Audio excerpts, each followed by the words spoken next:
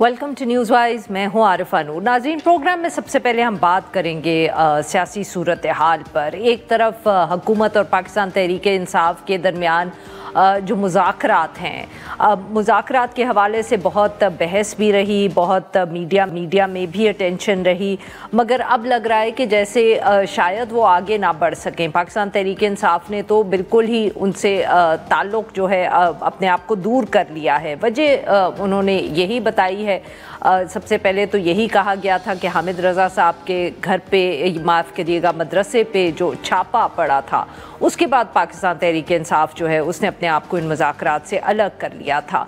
अब मगर फिर दरमियान में 2-3 दिन हम ये बात सुनते रहे। पाकिस्तान तहरीक इंसाफ की जो सेकंड टियर की लीडरशिप है, जो इमरान खान साहब से मिलती है, उसने बार बार ये मीडिया पे बात की कि वो कोशिश करेंगे इमरान खान साहब को मनाने की। और फिर यहाँ तक भी हमें बताया गया कि खान साहब ने ये कहा है कि अगर फिर फौरी तौर पर उनकी जो मुलाकात है वो मुज़ाकराती कमेटी से करवाई जाती है तो बैठकर फ़ैसला कर सकते हैं। और साथ में अगर हुकूमत की तरफ से कमीशन का भी ऐलान हो जाए। ये सलमान अकरम राजा साहब ने मीडिया टॉक में भी बात की। मगर हुकूमत जो है वो ज़िद है कि 28 जनवरी को ही वो जवाब देंगे। और अब लग ये रहा है कि पाकिस्तान तहरीक इंसाफ 28 जनवरी तक तो इंतज़ार करने को तैयार नहीं है। मुलाकात में बकौल पाकिस्तान तहरीक इंसाफ के वो तभी जाएंगे अगर कमीशन का ऐलान हो चुका हो।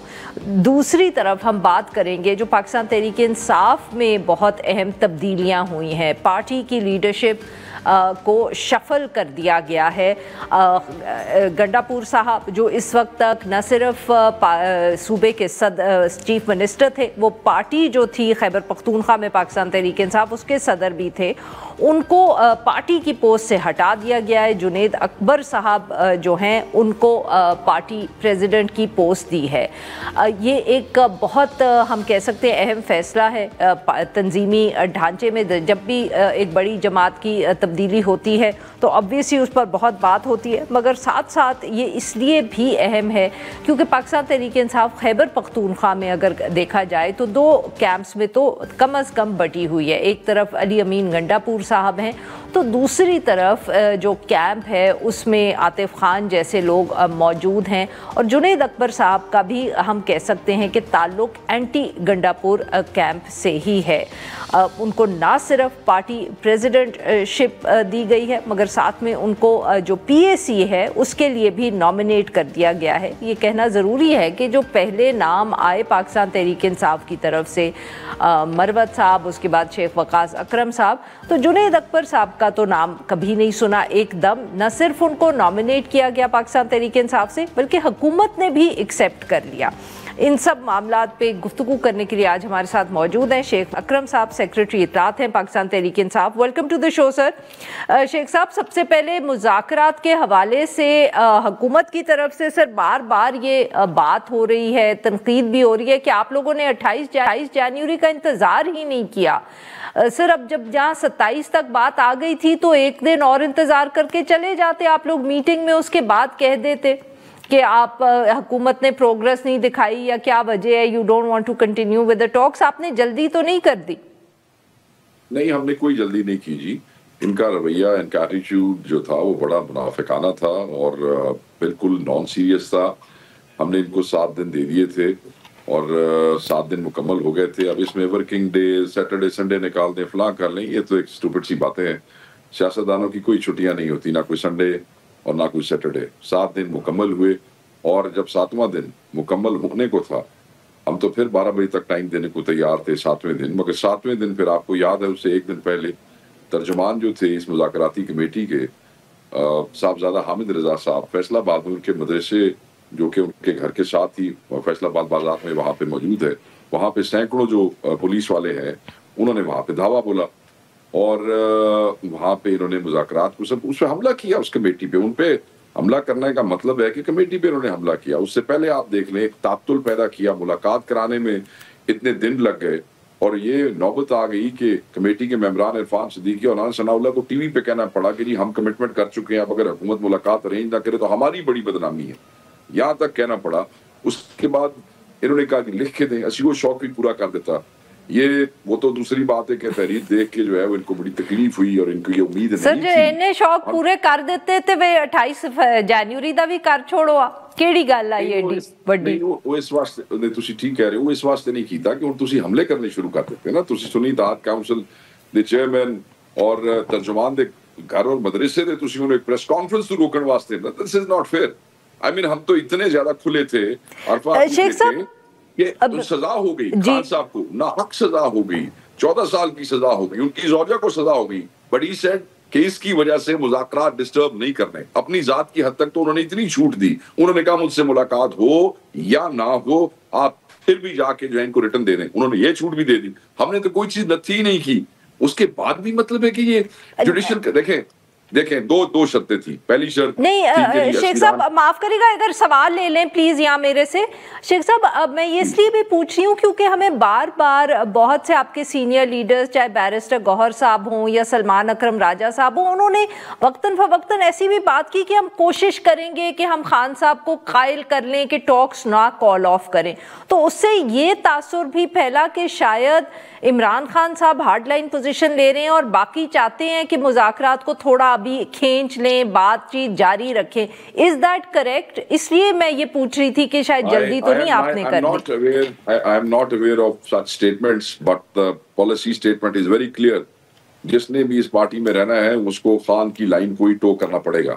जो इमरान खान की लाइन को टो नहीं कर सकता है तो उसके लिए तो इस पार्टी में रहना वैसे ही मुश्किल है। हाँ, अगर कोई ऐसे नुकात और इन्फॉर्मेशन है जो खान साहब तक नहीं पहुंचती, क्योंकि आजकल एक खास लोग ही जाते हैं, खास से मुराद है कि हम लोगों की मुलाकातें तो बंद हैं, इजाजत है नहीं, तो जो जाते हैं वो इन्फॉर्मेशन देते हैं। कई दफा वो पूरी इन्फॉर्मेशन खान तक नहीं पहुंचती जिसकी वजह से डिसीजन पे इम्पैक्ट आ सकता है। तो अगर ऐसी कोई चीज है और उसमें बैरिस्टर गौहर और सेक्रेटरी जनरल साहब कहते हैं कि हम उन्हें कायल करेंगे, तो that is also fair enough. हो सकता है को बात पूरी ना चली हो, बट खान साहब की जो लाइन है बस वही लाइन है। उसको हार्ड समझे, सॉफ्ट समझे, everybody has to go that line. बिल्कुल ठीक। अच्छा सर अब ये बताइएगा कि ऑब्वियसली मुज़ाकरात पे तो काफ़ी अरसे से बात हो रही है, बट ज़्यादा बड़ी खबर बन गई है जो पाकिस्तान तहरीक इंसाफ में तब्दीलियां हुई हैं। जुनैद अकबर साहब को प्रेसिडेंट बना दिया गया है खैबर पख्तूनख्वा में, और बहुत से लोग समझ रहे हैं और कह भी रहे हैं, तशरीह ये कर रहे हैं कि दिस मीन्स के एक जिसको कहते हैं ना वोट ऑफ नो कॉन्फिडेंस है टू सम एक्सटेंट गंडापुर साहब में। मैं ये समझता हूँ कि एक दुनिया मैंने तो समझ नहीं आ रही, इतनी वेली है कि आप बाकी सारे मसाइल खत्म हो गए।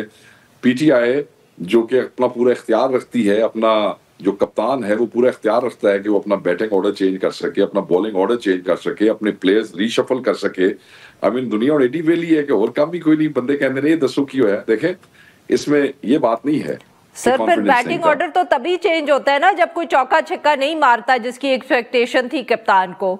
तो ये तो आप ना कहें कि बेले हैं तो इसलिए हम कर रहे हैं। इसका हमने तो यही मतलब समझा कि गंडापुर साहब ने कोई छक्का नहीं मारा जो उनको मारना था। नहीं, जितने छक्के उसने मारे हैं आप खुद इस बात की गवाह है। मैं तो समझता हूँ कि कोई और मार ही नहीं सकता इस पार्टी में।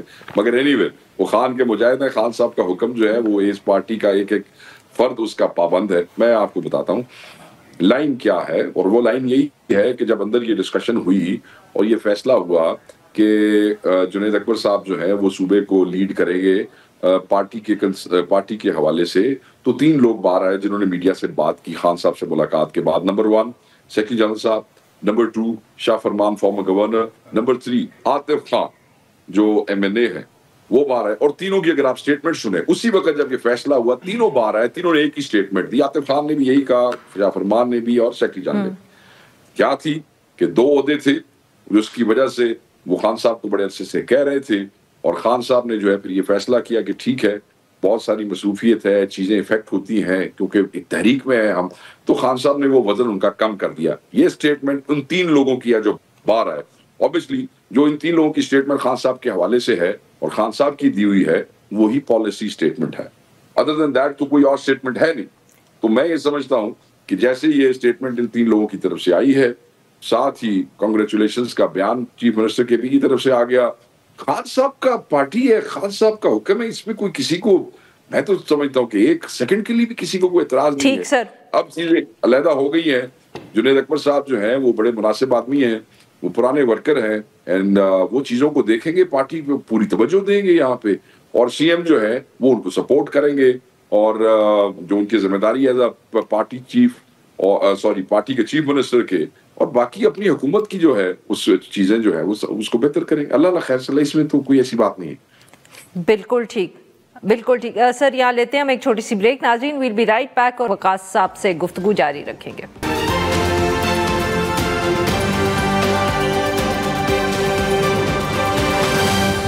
वेलकम बैक नाज़रीन, हम गुफ्तगू करें शेख वकास अकरम साहब से और हम उनसे बात कर रहे हैं जो पाकिस्तान तहरीक इंसाफ में हम कह सकते हैं बड़ी तब्दीलियां हुई हैं। शेख साहब, जुनैद अकबर साहब को एक तरफ तो आप कह रहे हैं कि गंडापुर साहब की जिम्मेदारियां कम करने के लिए उनको बनाया गया है पार्टी खैबर पख्तूनख्वा में सदर, मगर सर दूसरी तरफ पीएसी में न सिर्फ आप लोगों ने उनका नाम तजवीज़ किया, हुकूमत ने फौरन एक्सेप्ट भी कर लिया।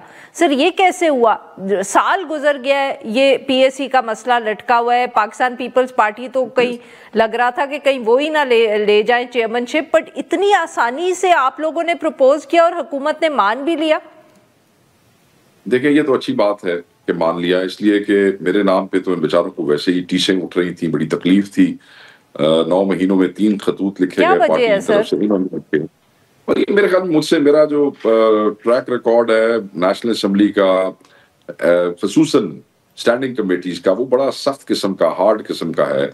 और उसमें किसी करप्शन के हवाले से और बाकी चीजों पे मैंने आज तक किसी को स्पेयर नहीं किया। बल्कि अगर आप वो जो रॉयल पाम पे जो कमेटी बनी थी उसमें वो देख लें, तो उसमें जितने भी फॉर्मर ऑफिसर्स जो कि फोर्सेस के भी थे और बाकी इदारों के भी थे, उन सबको मैंने ही इन्वेस्टिगेट करके वो रिपोर्ट लिखी थी। तो बहुत सी ऐसी चीजें थी जिसपे लोगों को बड़ी तकलीफ थी कि जी ये आ गया तो पता नहीं साढ़े नाल की करेगा। ऑब्वियसली करप्शन के तो मेगा स्कैंडल्स है ना पीडीएम के दौर के। तो वो 3 दफा 9 महीने में खत लिखने के बावजूद उनको कबूल नहीं था। हालांकि हमने शहबाज शरीफ के बाद राना तनवीर को बनाया था, इफ यू रिमेंबर। तो फिर जब ये दोबारा पैनल आखिर में ये जो थ्रेट्स देते रहे कि जी हम कर देंगे, फिर इन्होंने आमिर डोगर ने कहा कि जी ये तो राजा परवेज बनना चाहता है, मुझे तारिक फजल ने बताया है। तो हमने कहा कि इससे पहले कि ये पीपल्स पार्टी वाले उसमें आ जाए, तो ये ऑपोजिशन का हक होता है, पीटीआई का हक है। खान साहब को हम खुद तरला कर लेंगे बाद में कि जी आप ऐसे ना करें। तो फिर खान साहब को मना लिया और जुनैद भाई का नाम जो है खान साहब की तरफ से तजवीज हो गया, और वो आगे भी इंतजार में बैठे थे कि वकास अकरम जड़ा है विचों हटे ते साडा हो जाए। तो हुआ 2-1 घंटे हो गया। अच्छी बात, इट्स अ गुड डेवलपमेंट कि पीटीआई का जो हक है। बट शेख साहब, आपकी बात से मुझे जो समझ आ रहा है, हाँ सर, मुझे जो आपकी बात से समझ आ रहा है वो ये आ रहा है कि जहां जुनैद अकबर साहब जनरली तासुर उनके बारे में ये है कि वो बहुत एक नजरियाती और हार्ड लाइनर हैं पार्टी में, बहुत सारे इश्यूज पे सियासत के हवाले से, इस्टेब्लिशमेंट से ताल्लुकात के हवाले से। बट आप कह रहे हैं ये कि वो हार्ड लाइनर वहां जरूर होंगे, मगर जहां पीएसी और पाकिस्तान मुस्लिम लीग नवाज का ताल्लुक है, he is not seen to be as much of a hard liner as you are. नहीं, I did not say that. This is जो आपने जो अखज़ किया, मुझे समझ आया ना जो सर, हाँ जी, मैंने जो समझ आया आपने अखज़ किया है। नहीं, Junaid is a basic member. He's been there for since 1996. और खान साहब के उनका नाम कुछ सोच समझ के ही दिया होगा। बाकी वो लाइनर का तो मुझे इतना अंदाजा कोई नहीं है किसकी क्या है, वो तो जब परफॉर्मेंस होती है तभी पता चलता है। सो आई मस्ट से देखें, खान साहब ने उस वक्त फैसला ये किया था जब शेर अफजल साहब वाला हुआ था चेंज, कि अगर अपोजिशन लीडर जो है वो है वहाँ केपी से, तो पीएससी जो दूसरी अपॉइंटमेंट है वो पंजाब से होगी, क्योंकि पंजाब में 50-60 MNAs हैं और 35-40 वहां पे है। वो कुलिये के तहत फिर उस वक्त खान साहब ने कहा था कि विकास तुम इसको वो करोगे, और फिर वो पॉलिटिकल कमेटी में इस पे पूरा वोट हुआ था, और उस वोट में मतलब है कि बड़ी क्लियर मेजॉरिटी के साथ PC political committee decided. But Khan साहब के हुक्म के ऊपर कोई हुक्म नहीं है। और खान साहब ने इतनी जो मेरे पे जो मेरी मतलब है मेरे लिए इतना ही काफी है कि मेरे कायद ने मेरी इतनी इज्जत रखी कि 9 महीने तक ये ना करते रहे, और खान कहता रहा नहीं यही होगा, मेरे लिए काफी है। अब मैं जिद करके बैठ जाऊं, नहीं ना, हमारा ये हक था पीटीआई को मिला। बिल्कुल। बट सर ये भी तो अब देखिए ना, जैसे आपने खुद कहा कि ऑब्वियसली अब हम कह सकते हैं कि कोई क्रिटिकल पोस्ट जो है पार्लियामेंट में वो किसी पंजाबी एमएनए के पास नहीं है। दूसरी तरफ अगर सिर्फ खैबर पख्तूनख्वा की बात की जाए तो वहाँ अली अमीन गंडापुर साहब जो है वो साउथ खैबर पख्तूनख्वा से थे, उनका जो मुखालिफ ग्रुप है, आप माने ना माने, वो जिसको कहते हैं ना पेशावर वैली, मर्दान वगैरह से था, अब उनको भी गंडापुर साहब के खिलाफ तो हम कह सकते हैं ना कि सर जो सेंट्रल के खैबर पख्तूनख्वा के लोग हैं या जो पेशावर वैली का ग्रुप है उसको भी वहाँ अहमियत दी गई है, और जुनेद अकबर साहब भी उस ग्रुप के साथ उनकी वाबस्तगी बताई जाती है। बट पंजाब आप कह रहे हैं उसकी परफॉर्मेंस इतनी बुरी रही है कि पाकिस्तान, इमरान खान साहब ने उनको बिल्कुल साइडलाइन कर दिया, उनको कोई अहम पोजीशन ही नहीं दी। मैं ये नहीं कह रहा, हो सकता है जिस वक्त डिसीजन हो रहा हो उस वक्त। नहीं, ये मैं सवाल पूछ रही हूँ सर, ये मैं ये नहीं कह रही आप कह रहे हैं, मैं ये सवाल पूछ रही हूँ। नहीं, हाँ मैं आपको बताता हूँ, नहीं ऐसी बात नहीं है। पाकिस्तान तहरीक इंसाफ किसी की जाती जायदाद नहीं है, पाकिस्तान तहरीक इंसाफ किसी के बाप की नहीं है, पाकिस्तान तहरीक इंसाफ इमरान खान की है। पाकिस्तान तहरीक इंसाफ में लोगों ने सालों से इमरान खान के साथ कुर्बानियां दी हैं। किसी को चीफ मिनिस्टर बनाया जाए, किसी को खान साहब गवर्नर बनाए, किसी को कोई ओहदा दे, everybody respects that because Imran Khan has done it. क्योंकि खान ने ये कहा है, लोग इसलिए रिस्पेक्ट करते हैं। केपी में खान के नाम से बड़ा कोई और चीज नहीं है, कोई धड़ा नहीं है। हमें एक रिश्ता जोड़ता है सबको आपस से, हम एक दूसरे को पसंद करें ना करें, वो है इमरान खान की जात, और उस रिश्ते पे किसी का कोई इख्तलाफ नहीं है, न किसी मर्दान वाले का साउथ वाले से, न किसी साउथ वाले का मर्दान वाले से। They are all brothers, they might have little differences, at the end of the day they are all brothers, they are all PTI. Khan के मुजाहिद हैं और खान के हुक्म पे हमेशा इकट्ठे होकर लड़ते हैं।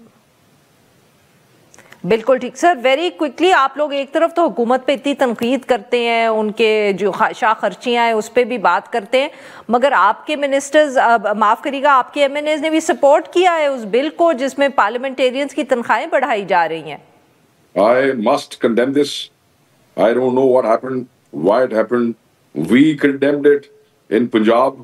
हमारे अपोजिशन लीडर ने वहां पे, उन्होंने कहा गवर्नमेंट ने कि आप आए, आप हमारे साथ दस्तखत करें, हम आपकी तनख्वाहें बढ़ाते हैं। हमारे अपोजिशन लीडर ने पंजाब में एजिटेट किया, हम पार्टी नहीं बने, हमने कोई एप्लीकेशन नहीं लिखी। What has happened in national assembly, वो वी आर स्टिल इन्वेस्टिगेटिंग कि what happened, how it happened, किस तरीके से हुआ। क्योंकि पार्टी पॉलिसी, याद रखिएगा, जब बात 90,000 के ऊपर थी ना जी, तो उस वक्त इमरान खान साहब के पास जब कुछ लोग गए तो खान ने रिफ्यूज किया था। ये नहीं हो सकता कि बंदे भूखे मर रहे हैं और उधर से हम अपनी, भाई आप इलेक्शन अगर लड़ सकते हैं तो आप अपना महीना भी चला सकते हैं, कोई ऐसी तो बात सर, अब नहीं आप इसको अपोज करेंगे आने वाले दिनों में या आपके लोग वोट कर देंगे इसके लिए? बिल्कुल क्लैरिटी के साथ, देखें जी, मैं आपको क्लैरिटी के साथ कह रहा हूं, पाकिस्तान तहरीक इंसाफ बिल्कुल इसको जो रेज है वो उसको रिजेक्ट करती है, हम इसकी फेवर में नहीं है। And I am making this statement as a party information secretary, and that should be the policy statement. सही, बहुत बहुत शुक्रिया सर, आपने हमारे लिए वक्त निकाला। ना लेंगे एक छोटी सी ब्रेक, जो हम ब्रेक से वापस आएंगे तो हम हुकूमती मौक़िफ़ जानने की कोशिश करेंगे इन इशूज़ पे, और हम बात करेंगे पीका लॉ पर भी।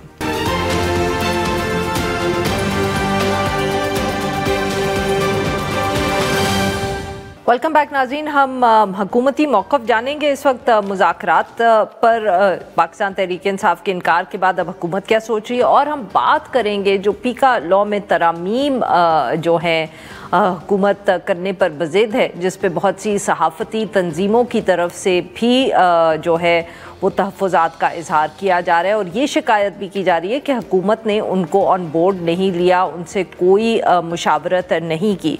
इन सारे इशूज़ पे बात करने के लिए आज हमारे साथ मौजूद है बैरिस्टर अकील मलिक साहब, मुशीर है वज़ीर आज़म के बराए कानून व इंसाफ। Welcome to the show sir. जी बैरिस्टर साहब, सर सबसे पहले तो ये बताइएगा, अब पाकिस्तान तहरीक इंसाफ तो लग रहा है कि बिल्कुल अब मुज़ाकरात से वो दूर हो गए हैं, क्योंकि उनकी बकौल उनके अगर कमीशन नहीं बनेगा तो वो बात नहीं करेंगे। हुकूमत क्या सोच रही है? आप लोग अभी भी उनका इंतजार करेंगे? Will you try to contact them? What next sir? बिस्मिल्लाहिर्रहमानिर्रहीम। आरफा साहब बहुत बहुत शुक्रिया। देखें, यहाँ पे एक चीज़ तो बड़ी क्लियर है इस तमाम तर मामले में कि पीटीआई की किसी भी थ्रेट या किसी भी ब्लफ के ऊपर जो है हुकूमत कोई कान नहीं धरेगी। 28 तारीख का टाइम है, सुबह 11:45 पे स्पीकर साहब ने वो टाइम सेट कर दिया है। 7 वर्किंग डेज़ का टाइम था जो कि एक मुश्तरका एलामिया में जारी भी हुआ, and we had all agreed upon this, and if they couldn't wait, fail to fathom कि इतनी जल्दी या इतनी तेज़ी किस चीज़ की थी। और अब एक नई फरमाइश और एक नई डिमांड आ चुकी है कि बानी पीटीआई से मुलाकात करवाएं। मैं नहीं समझता कि कोई मुलाकात की कोई ज़रूरत भी है इस तमाम तर मामले में।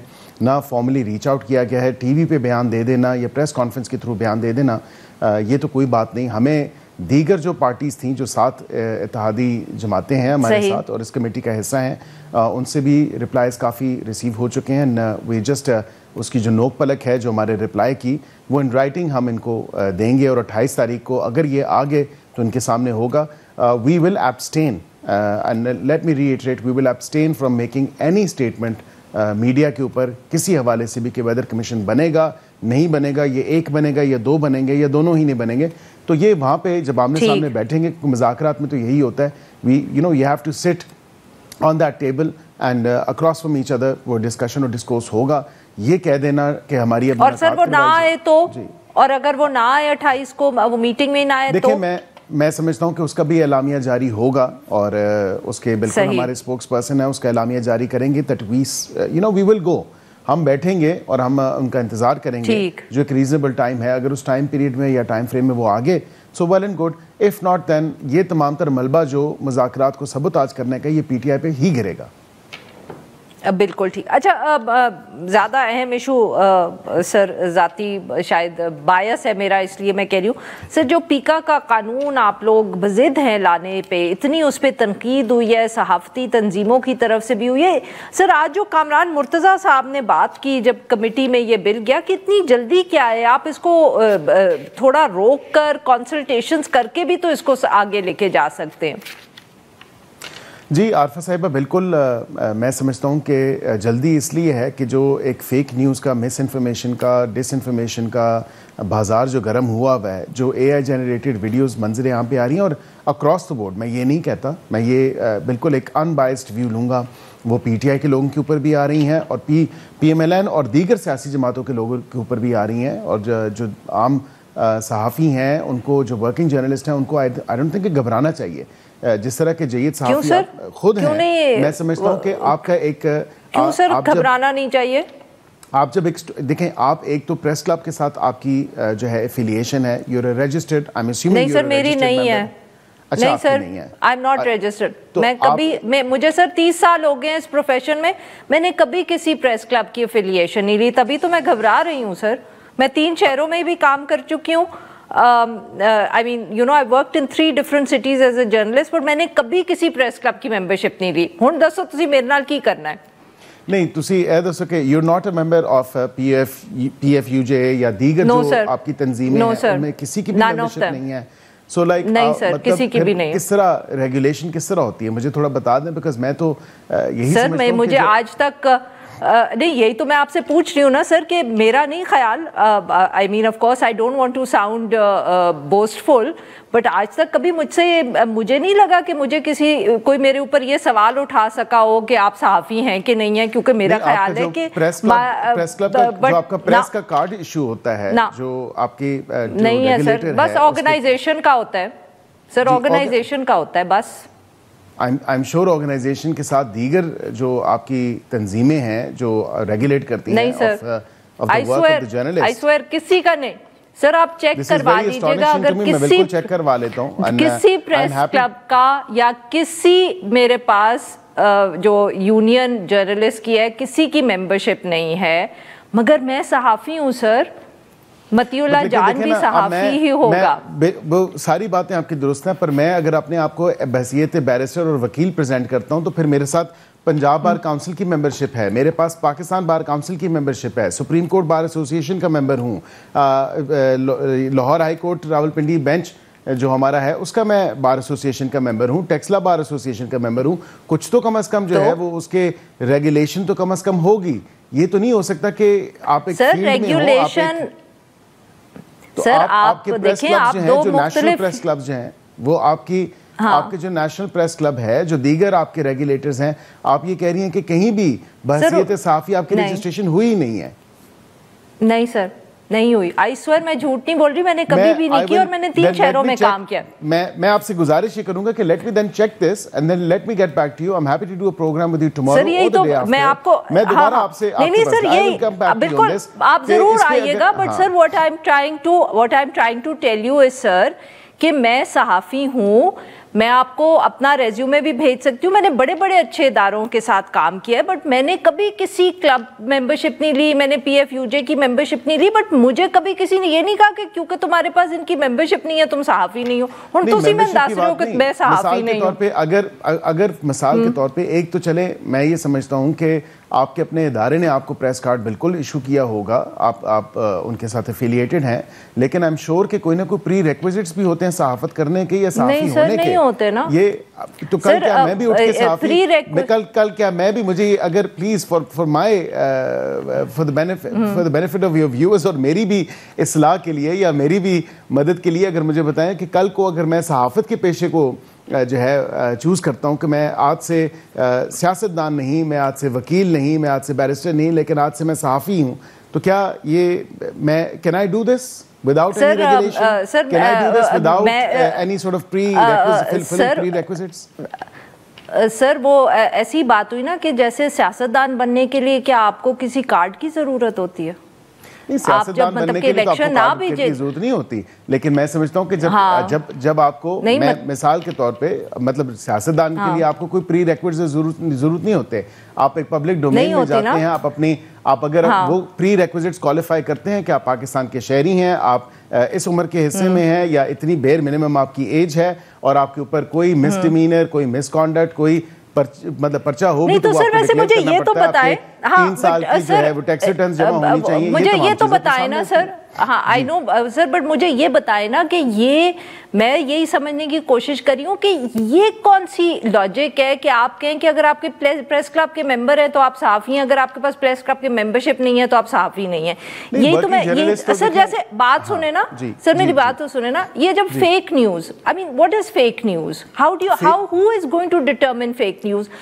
आप ये मतलब यू नो बता देता हूँ। हाँ, फेक न्यूज को डिफाइन किया है ना जी, whoever intentionally, knowingly, willfully disseminates any information he or she knows and has reason to believe that is false, fake, और ये पूरी डिफाइंड है इस पूरे एक्ट में।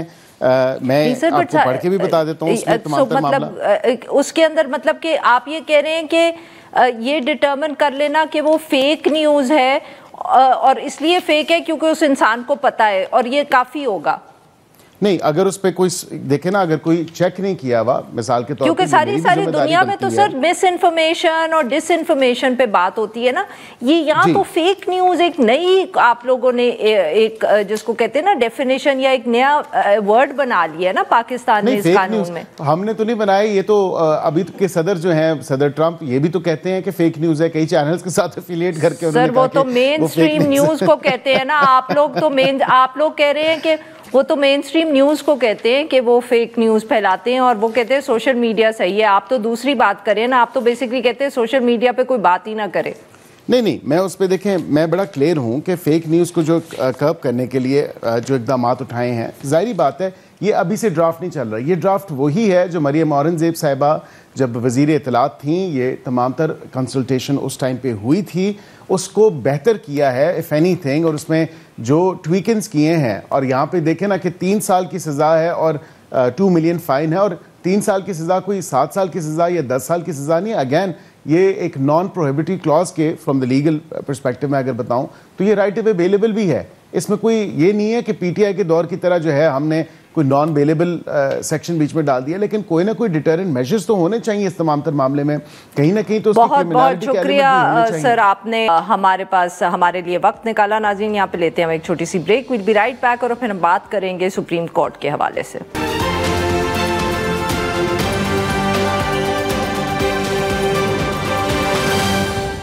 वेलकम बैक नाजरीन। प्रोग्राम के इस हिस्से में हम जिक्र करेंगे सुप्रीम कोर्ट का। कुछ काफ़ी दिनों के बाद हम कह सकते हैं वहाँ भी हलचल नज़र आ रही है। मंसूर अली शाह साहब ने पिछले दिनों में एक रजिस्ट्रार ऑफिस के जो ऑफिशियल थे उनके खिलाफ शो कॉज नोटिस इशू किया था। आज उन्होंने उसको वापस ले लिया है, मगर फिर उन्होंने दोबारा इस बात को दोहराया है कि फुल कोर्ट बना दिया जाए, ये जो आइनी तरमीम है इसको देखने के लिए। ये बात आइनी बेंच के सामने आज आज वुकला ने भी की, जो 26वीं आईनी तरमीम को जिन्होंने चैलेंज किया। इंसान मामला पे गुफ्तगू करने के लिए हमारे साथ मौजूद है मरियम नवाज खान साहिबा, गहरी नज़र रखती हैं ये कोर्ट के मामला पे। Welcome to the show Maryam साहिबा। ये बताइएगा क्या हम ये कह सकते हैं कि चीफ जस्टिस साहब पे कुछ दबाव बढ़ाया जा रहा है कि वो फुल कोर्ट के सामने आईनी तरमीम को पे रखें? देखिए आरफा, ये कहना कि चीफ जस्टिस पे दबाव बढ़ाया जा रहा है शायद दुरुस्त नहीं है। एक जुडिशियल ऑर्डर के जरिए उनको कहा गया है कि वो फुल कोर्ट बनाए और ये भी उन पर छोड़ा गया है कि सुप्रीम कोर्ट रूल्स के मुताबिक और इस वक्त के जो ज़ाब्ते या कानून है उनके मुताबिक चीफ जस्टिस के पास इख्तियार तो है कि वो फुल कोर्ट कन्वीन कर ले। लेकिन दूसरी तरफ हमने देखा कि जस्टिस मंसूर अली शाह के ऑर्डर के बाद जो एडिशनल रजिस्ट्रार नजर अब्बास के खिलाफ शो कॉज नोटिस पर इंट्रा कोर्ट अपील थी, उसमें चीफ जस्टिस का दिफा भी किया गया। जस्टिस मिनिल्ला ने ये कहा कि फुल कोर्ट बनाने की जरूरत नहीं है। अगर जस्टिस मंसूर अली शाह और जस्टिस अकील अब्बासी ये समझते हैं कि चीफ जस्टिस और जो दीगर कमेटी के मेंबरान हैं उनके खिलाफ तौहीन अदालत की कार्रवाई इनिशिएट कर लेते, वो उनको शो कॉज नोटिस कर लेते फुल कोर्ट बनाने की। देखा कि मखसूस नशिस्तों के मामले पर सुप्रीम कोर्ट ने फैसला दिया तो अंदर ही से बेंच ने कह दिया कि फैसले पर अमल दरामद की जरूरत नहीं है। तो उसी तरह से आज भी हुआ। आज सुबह फैसला आया दोपहर में, उसी फैसले की एक तरह से खिलाफ वर्जी में कस्टम एक्ट का मुकदमा, जो ये मेन मुकदमा था जिसको जस्टिस मंसूर अली शाह ने कहा कि हमारे सामने मुकर्रर करे, उसकी बैठ के आईनी बेंच ने एक मुख्तसर सी समाअत भी की। दो के वहां पर जस्टिस आयशा मलिक ने कहा कि मैं नहीं सुन रही, रिक्यूज कर रही हूँ यहाँ से।